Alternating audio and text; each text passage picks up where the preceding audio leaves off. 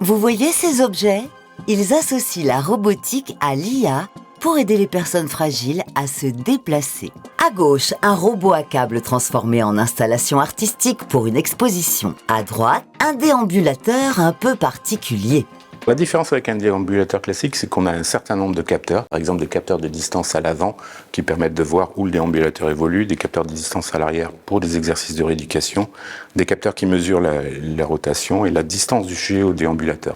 Le déambulateur analyse aussi en continu la marche de l'utilisateur. Il détecte immédiatement les anomalies et les transmet au médecin. Comme ça, le patient est pris en charge avant même qu'il n'éprouve des difficultés à se déplacer.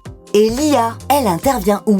En fait, les données médicales, on les calcule à partir des données des capteurs qui sont sur le déambulateur. On ne peut pas donc mettre les capteurs au hasard, il faut les mettre de manière appropriée. Et il y a des configurations qui sont meilleures par rapport à un objectif médical que d'autres. On est en train d'essayer d'utiliser l'IA pour améliorer cette conception de façon à ce que les données issues des capteurs soient, pour l'application médicale, de la plus haute qualité possible.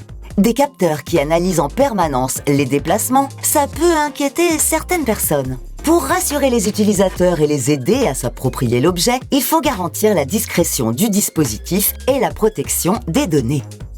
Ce qu'on va faire, qui n'a pas été fait ici, c'est en fait d'intégrer tous ces capteurs, toute l'informatique à l'intérieur du déambulateur de façon à ce qu'elle soit totalement cachée. Il n'y aura pas de différence visuelle entre le déambulateur classique et le déambulateur instrumenté. Pour ce qui concerne des données qui sont recueillies, ce sont des données sensibles, personnelles et de santé.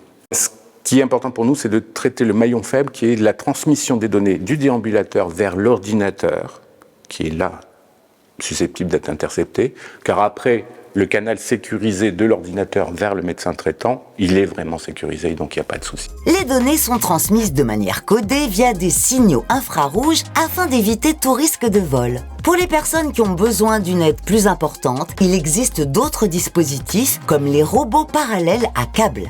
Une plateforme est reliée par 4 câbles au sol et en changeant la longueur des 4 câbles, on est capable de déplacer cette plateforme où on veut, en hauteur, en avant, en arrière, à gauche et à droite. Sur cette plateforme, on va avoir des harnais ou des poignées qui permettront à la personne d'être aidée dans son déplacement dans la pièce où le dispositif est installé.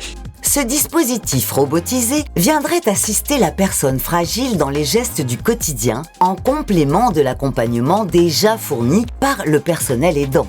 Nos dispositifs n'ont pas pour but de remplacer, de substituer à une aide humaine. Ils ont pour but de redonner une certaine autonomie à la personne fragile, tout en soulageant le travail fonctionnel des aidants. Et donc, on va se reconcentrer sur la relation sociale, la relation psychologique, sur le bien-être. Ici encore, l'IA peut servir à optimiser la conception du robot et à mieux traiter les données. Combiné à d'autres méthodes, c'est donc un outil performant qui améliore certains aspects du dispositif. Mais toute seule, son utilité est limitée. L'IA n'est pas magique.